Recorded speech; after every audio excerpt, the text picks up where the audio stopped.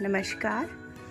ये science comics है पूर्व माध्यमिक विद्यालय मरुवान की, जिसका नाम है कौतूहल। और इसमें मैंने टॉपिक लिया है रेशम कीट का जीवन चक्र। तो चलिए समझते हैं इसे। एक छोटी सी कहानी से होती है इसकी शुरुआत। मुनमुन आज बहुत खुश थी। उसकी चाची उसके लिए रेशम की फ्रॉक लेकर आई थी, जिसे पहनकर वह पड़ोस वाली कविता दीदी के पास गई। देखिए कितनी खूबसूरत फ्रॉक है। और दीदी ने उसकी फ्रॉक देखकर उसकी फ्रॉक की तारीफ की।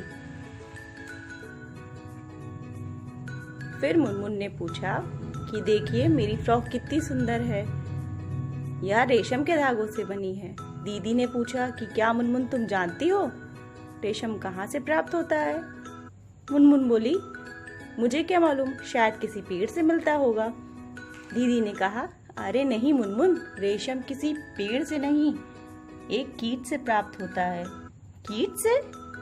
मुनमुन चौंक गई। क्या कीट भी धागे या कपड़े बनाते हैं? कविता दीदी बोली, रेशम के धागे एक विशेष प्रकार के कीट से प्राप्त किए जाते हैं और उन्हें रेशम कीट या सिल्क मॉथ कहते हैं।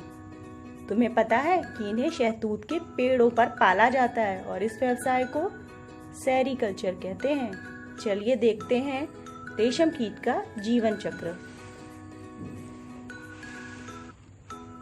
ये है एक वयस्क रेशम कीट जो शहतूत के पत्तों पर सैकड़ों अंडे देते हैं और कुछ हफ्तों बाद ये अंडे लार्वा में बदल जाते हैं और लार्वा इन्हीं शहतूत की पत्तियों को खाकर बड़ा होता है और कुछ हफ्तों में ये बदल जाता है प्यूपा में। प्यूपा अपने ऊपर एक चिपचिपे पदार्थ का कवर बना लेता है, जिसे कोया या कोकून कहते हैं, और फिर इसी के धागे निकाल के बनाए जाते हैं। इन्हें उबाला जाता है और इनसे रेशम के तंतु प्राप्त होते हैं और जिनसे रंग बिरंगे कपड़े बनाए जाते हैं। ये देखिए एक एक्टिविटी भी है। जरा बताओ तो इनमें से रेशम का कपड़ा कौन सा है? हमने देखा कि रेशम का कपड़ा चमकीला होता है और मुलायम। ये तो नहीं है।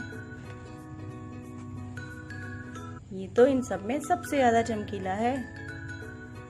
ये तो सूती है। जी हाँ, यही है हमारा रेशम का कपड़ा। कुछ और भी जाने। सेरीकल्चर। रेशम कीट पालन को सेरीकल्चर कहा जाता है। मधुमक्खी पालन एपीकल्चर नाम से जाना जाता है। मछली पालन पिसीकल्चर के नाम से जाना जाता है, जिसे हम मत्स्य पालन भी कहते हैं। अब जानिए इनसे क्या मिलता है। मधुमक्खी, जिनसे मोम और शहद प्राप्त किया जाता है। लाख का कीट, इनसे लाख मिलता है, जिनसे चूड़ियां बनती हैं। मम्मी जो पैरों में रंग लगाती हैं, महावर, वो प्राप्त किया जाता है। और सील, जिसपे मोहर लगाने का कार्य करता है। ये देखिए कस्तूरी मृग, जिसे सुगंधित कस्तूरी मिलती है। इनसे अगरबत्ती, इत्र इत्यादि बनाए जाते हैं। मछली या खाद्य पदार्थ के रूप में भी प्रयोग की जाती है और इनसे तेल बनता है, जिनसे औषधि वगैरह भी प्राप्त की जाती है। शंख, आप सबने देखा है समुद्र के किनारे रेत में अक्सर छोटे छोटे शंख पाए जाते हैं। पूजा के लिए शंख, कितनी मधुर ध्वनि निकलती है उससे।